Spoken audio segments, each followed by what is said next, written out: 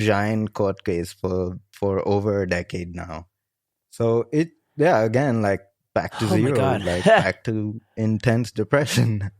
um, Man, and yeah, I mean, what's up with India with all these yeah, like it's just scams and stuff? It's crazy.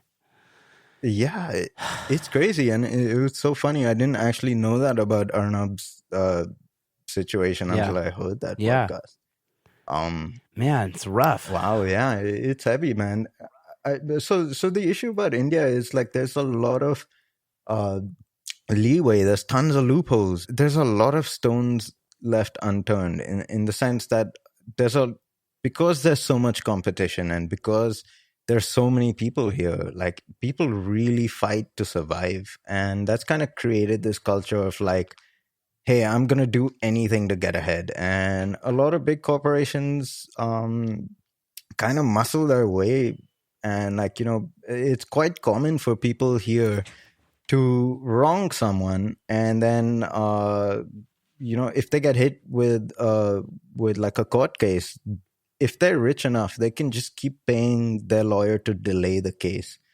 And this is very common here. It's crazy, but like cases get delayed for decades until the point where the small fish, or like in this case, like my mother, completely just drained all of her funds trying to pay her law team to kind of fight this battle. And Oh my this guy God. hailing from like a very, very successful like investment fund has like unlimited funds to keep delaying the case. So it's just kind of been in this limbo space. So, and there's just a lot of leeway for people to exploit you. I mean, because a lot of things, like especially with royalties, like there's just no sense of a royalty system here, believe it or not. um there's this thing where like, okay, this was told to me by like people who've been working in the industry for like 30 years. um there's this system where like royalties are collected from live gigs. They're just never distributed to the artists rightfully. What happens is, since there's so many unregistered pieces of music and unregistered musicians in India, it just kind of goes into this black box fund. And then whoever has the most record sales, like a percentage of record sales, they divide that money up like that. So the biggest record companies in India, it doesn't matter if they're owed 70% of those royalties. Like they're still getting 70% of those royalties from just having a 70% market share in the market. And like, that's Wow. crazy, man. That's That's so just, unethical. it's so unethical, dude. Like, They're uh, just using their artists. yeah, I mean, yeah, I don't even know where to begin. So, like, with the whole independent music scene now finally getting, started in India, people are wising up to this, and they're doing their best to, like, just put things into place. And You guys have PROs in India? we do, but I mean, they don't do much. I mean, They don't it do much. requires a little bit of funding for that system to kind of support itself, and it just never got that funding. And at the same time, like the people on top really benefit from the system, so they don't want to change it. They're just like, why would we, Yeah. like, let's do What's the whatever we incentive? can to like, where we can keep raking in the money, I guess. So Yeah. it's tough. I mean, like Wow. there's some scary people, man. Like people get away with murder in this country by just like paying off the cops. I'm not even kidding right now. Like Yeah. it's heartbreaking, man. Like this world is a rough place, man. Like it's not Yeah. I feel always like the fairy people. tale that we're led to Yeah. believe. Yeah. No, I mean, at first, I'm like happy to talk to somebody who lives in like a different kind of country because, like, I feel like people in Western societies, like America, Canada, they're so used to Absolutely, man. shit's hitting the fan everywhere these days. But Right. but but yeah, we take some things for granted. Absolutely. And I mean, I grew up in Singapore, which is one of the safest countries in the world. And I studied in the US, so I have like a very contrasting perspective on like just how things are, man. And yeah, I mean, like there are good things about India, but there's a lot of like pitfalls as well. You gotta be For careful, sure. man. Gotta be really careful. What's keeping you in India? Just kind of like get my mom out of this situation. Like it's so funny that Arnab said the same thing. Like I feel like my brother and I really need to look out for her because um she's looked out for so many people. Like she didn't take a her salary for 5 years to pay her employees off, and her company still shut down, by the end of it. And we're still trying Oy. to cover that. Like it was a $3 million like debt that's now down to $1 million. Like, and so that's been a substantial like amount of work. And as a result, I've never been able to release my own music. I've been working in this industry since, I mean, for so long. And yeah, I've just always had to work on commissioned music, man, since day one. Yeah. Because like my mom's like, hey, you lost your studio. I have no money. I'm in serious debt. And this was all like news to me. I was just like, Mom, why didn't you tell me? And like, it's a very proud Indian mother thing to be like, I got you covered. Don't stress about life. My life's great. It wasn't great at all. Like, my mom was fighting like 5 court cases, and my brother and I had no idea that this was like happening. But my mom's like Wow. super tough, like super, super Yeah. tough. Like, she just recovered from cancer uh just before lockdown, and it's just been, she was the toughest one. Like my brother and I were like freaking out, and she's like, chill, like I've dealt with a lot worse, like you chill. Like she just, yeah, got an operation done. She's like in remission now. I'm really happy about that.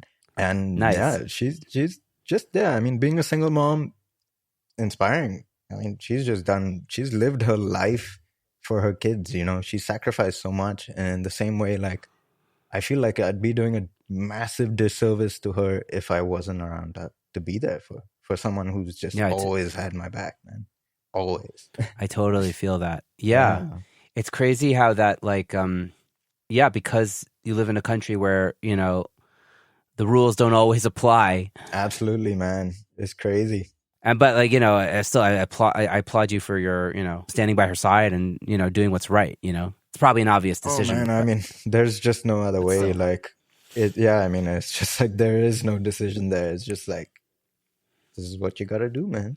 Yeah. Wow. So let's continue on your story. So your studio floods, Mm-hmm. you're dealing with all these other issues. Right. What happens next? At that point, I was still like, I was playing with my band Nicholson, which was like one of our first clients at Cotton Press.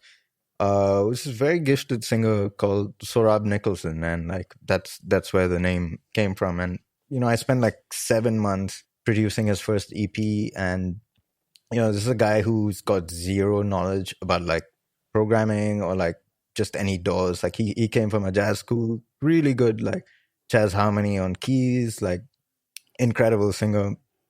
Uh, and his life story kind of shared parallels in mine. Like it was kind of crazy because like his parents split up as well, and like there was a lot of similarities with like what his dad did to his mom, and what my dad did to my mom.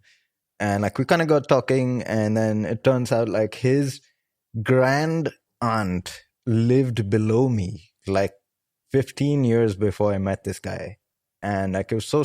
serendipitous because like the boogeyman when I was a kid was this grand aunt, like Mrs. Nicholson. Like my mom would be like, if you don't eat your food, I'm going to call Mrs. Nicholson to come up and like, to get you, because she was this really, really like, all right, she had a really tough life because her son passed away from AIDS before I Oh was my born. So gosh. she was really like sad and like obviously affected by that whole thing. And like obviously my brother and I had no idea, and we were like little kids. We used to hammer nails into walls at like 1 a.m. because we were just crazy kids, right? And she would like run up and like bang on our door With and a be like, what the broom. hell's going on? Like it's 1 a.m. Like I'm trying to sleep. Yeah, So yeah. we were really scared of this like old lady. And at the time, like obviously I didn't know like she was, really affected by losing her son. And like we were just terrible kids. Like we just didn't know better. But it's so funny that like I ended up, producing this guy's EP, first EP, where like his grand aunt knew my parents, and then later on I went to his house and I see a picture of my grandfather on his wall. I'm like, dude, what is going on? Like, this is like crazy. Like, why do you have a picture of my grandfather in your wall? It's like, oh, dude, this is the dude who gave my sister, an award for a piano recital. So like it just connected these dots, and I was like, holy crap, we're meant to work together, maybe. And I joined the Yeah. band, and like we kind of toured together. Things went pretty well. Like we were sent to England, and like we played some shows, and like in London at the South Bank Centre. We played in Glasgow. That was like, just like incredible stuff that I just couldn't imagine doing.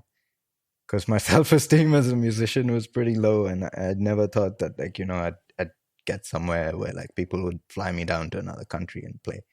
Yeah. But I've had similar experiences where it's like how am I doing this? yeah, Like, exactly, and like that, those are the things that keep me going, I guess, man. So I was still playing yeah.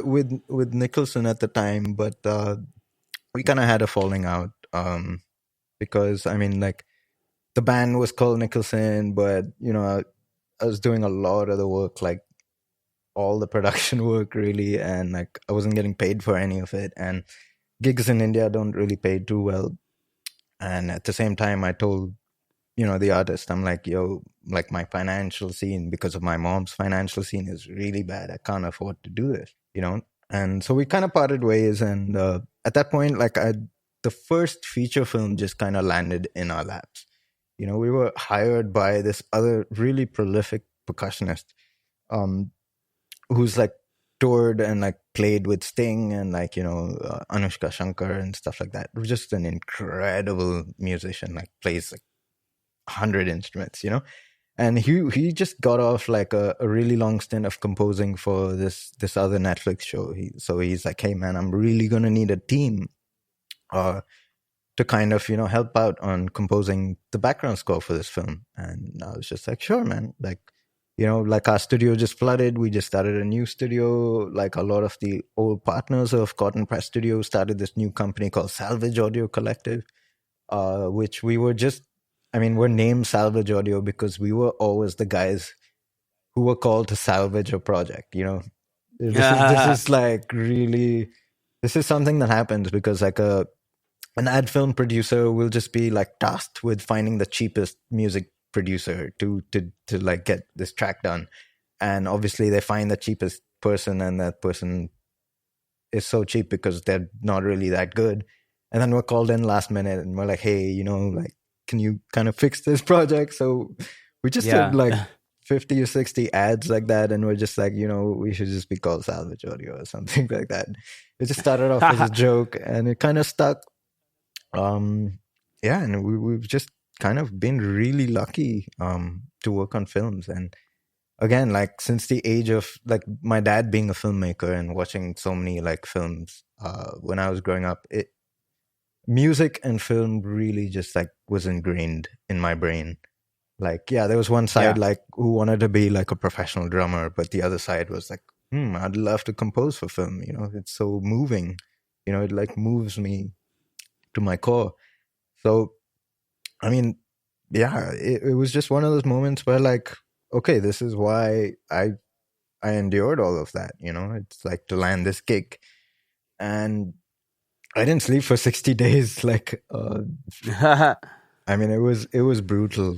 I mean, yeah, working on a film as a composer, so rewarding, so rewarding, because like working in the advertising world, you're dealing with like clients like of brands, and they don't really know how to communicate in music. Like, they'll just be like, hey, I'm feeling really red with this track, can you make it more blue? And I'm just like, what the hell are you talking about, man? Like, I'm serious. Like, this is actual, that was a statement made by a client, for a big brand here. Yeah. And like, there are a lot of people calling the shots who have just no clue what they're doing.